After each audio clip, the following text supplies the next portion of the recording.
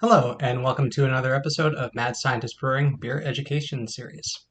This week is American Craft Beer Week, and in honor of that, I'll be cracking open an American craft beer and talking about what exactly it means for beer to be craft beer and a brewery to be considered a craft brewery. First, we need to look at the recent history of brewing in the US and how that has shaped the current beer market. And so, with that, I will cheers you with this glass of Geary's, which was the original Maine craft brewery. Hmm.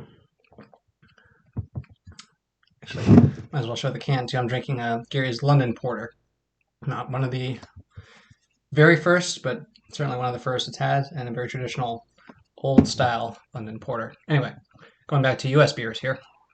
Brewing has been taking place in the United States since the first European settlers arrived. And there's actually some evidence that brewing has been done by indigenous people even before that.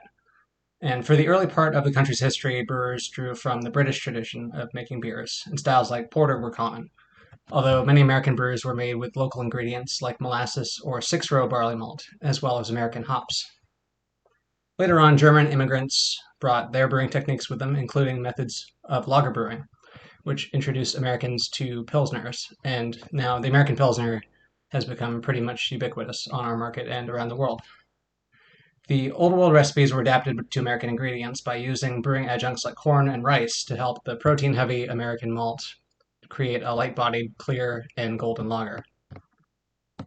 For a time, nearly every town in America had its own brewery, and making beer was a very local business. Things changed when the U.S. outlawed the sale of alcohol in 1920 with Prohibition. The majority of the nation's breweries shut down, and only the largest, which had other means to continue operating through other products they made, survived until Prohibition ended in 1933. By then, the damage was done, though, and the landscape for breweries was pretty bleak. Only the handful of large producers like Anheuser-Busch and Schlitz continued to produce beer, but they focused on what appealed to the mass market, which was this pale, bland, highly carbonated lager, which was a shadow of the American Pilsners that existed before Prohibition. For decades, this was the best Americans could expect without traveling somewhere like Belgium, Germany, or England, and the generic mass market lager became synonymous with beer. Things took a turn for the better in 1978 when President Carter signed a bill which legalized homebrewing. This allowed for many future craft brewers to expand on their creativity and brew beers which flew in the face of the mediocrity that was on tap in their local bars.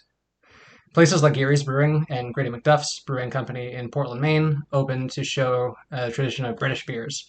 And not long after that, Rob Todd of Allagash Brewing Company took a risk to do the same with Belgian beer, and his now famous Allagash White wit beer. Out west, you had Sierra Nevada develop their famous pale ale, and Anchor Brewing revived the unique steam beer style. So the incorporation of American hops in the Pacific Northwest really helped and just catalyzed the craft beer movement by introducing a lot of new flavors and aromas into what would eventually become the American IPA style. Then in 1985, there were only about 100 breweries operating in the United States, and today there are over 9,000. So what does it mean to be craft beer, and why is that important? Consider that even though there are over 9,000 breweries in the US today, only about 13% of the market sales are for craft beer. 22% of sales are for imported beer, and the remaining 65% are for large domestic breweries like AB InBev and Molson Coors. Also consider that for a long time, the big breweries had a monopoly on what people were drinking, and even that 13% cut into market sales that caused them to take notice to that. So as a response to the boom of craft beer in recent years, many larger breweries have been buying out smaller brands or releasing brands of their own that appeal to craft brewer drinkers and try to convince them that this is a craft beer when it's actually part of a much larger conglomerate. Take Shock Top and Blue Moon, two brands of Belgian white beer that many people may believe to be craft beer, but are actually manufactured by Budweiser and Miller Coors, respectively. So in order to protect the interests of small craft breweries in the United States, the Brewers Association was formed in 2006, and in 2017 they introduced the Independent Craft Brewers Seal. You can find that on some cans, but not quite enough. Why can't I get this? Yes, so this symbol here. When you see this, that means that you are drinking a beer made by an independent craft brewery. It's a certification market that craft brewers can use to indicate that they are a recognized craft beer. In order to be considered a craft brewery, a brewery has to meet three criteria. First, it must be small. Its annual production must produce 6 million barrels of beer or less per year.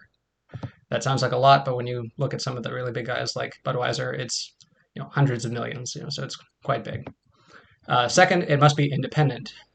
Less than 25% of the brewery may be owned or controlled by a beverage alcohol industry member that is not itself a craft brewer.